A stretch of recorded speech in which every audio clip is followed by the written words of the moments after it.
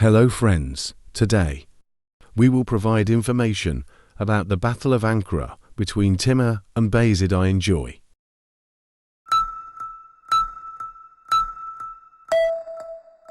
The Battle of Ankara took place on either July 20th or 28th, 1402, in the Çubuk Plain to the northeast of Ankara, between the Ottoman Empire and the Timurid Empire. Following the battle, which concluded with the decisive victory of the Timurid Empire, Ottoman Sultan Bayezid I became a captive of the Timurids. This event led to a period of 11 years without a ruler known as the Interregnum in the Ottoman Empire. In the year 1370, Timur assumed leadership of the Turkic-Mongol state, the Timurid Empire, uniting the scattered Turkic and Mongol tribes in Transoxiana. Timur, having conquered Iran in 1378, went on to seize Azerbaijan and Iraq. He defeated the Golden Horde State twice in 1391 and 1395. In 1399, Timur launched a military campaign in India, gaining control over the northern regions, turning westward. He captured Baghdad and provided refuge to Kara Yusuf, the ruler of the Kara Koyunlu, and Ahmed Jalair, the Sultan of the Jalairids, who sought shelter with Timur against Ottoman Sultan. First Bayezid Timur then embarked on his third western campaign, known as the 7-Year War, due to the disturbances and the mental instability of his son Miranshah in the Azerbaijan region. Having spent the winter of 1399 to 1400 in Karabakh, Timur arrived in Persenla, where Anatolian lords sought refuge with him. They demanded the return of the territories taken by Bayezid.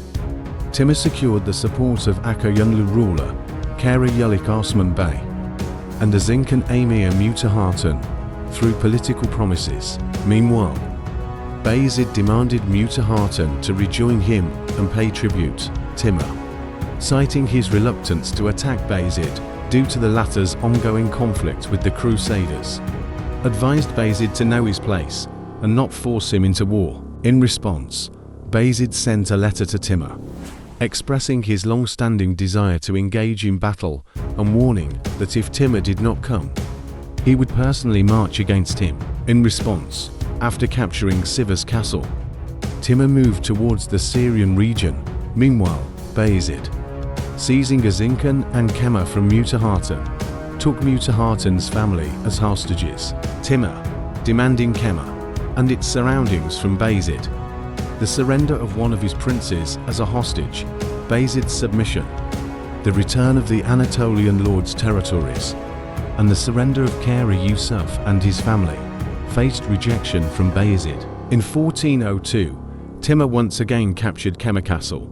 Subsequently, Ottoman envoys delivered a letter from Bayezid that contained insults and did not adhere to diplomatic norms. After reading the letter, Timur addressed the envoys, stating that Bayezid's disregard for his advice and failure to meet his demands meant that Bayezid should patiently await his revenge. Timur did not waive his stipulated demands and, upon learning that Bayezid's army was in motion, decided to engage in battle on the plain of Çubuk on either the 20th or the 28th of July.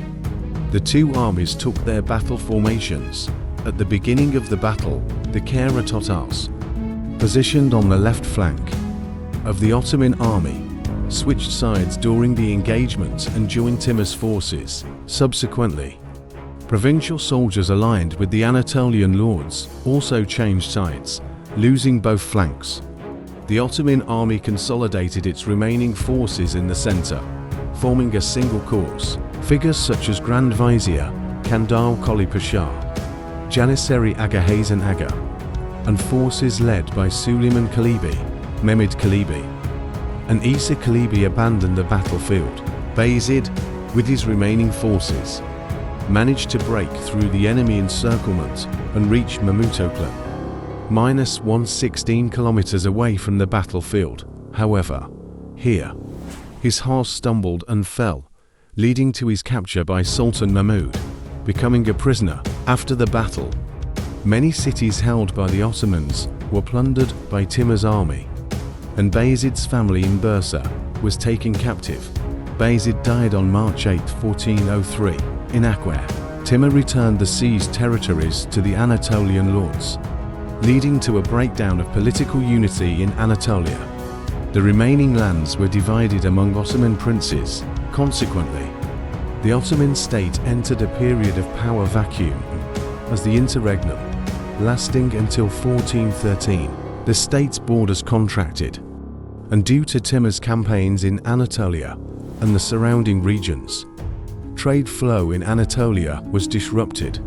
Venice and Genoa seized control of maritime trade in the eastern Mediterranean. The demographic structure of Anatolia underwent partial changes as the local population migrated to Rumelia and the Balkans. First Mehmed will be the subject of our next video. Thank you for watching us.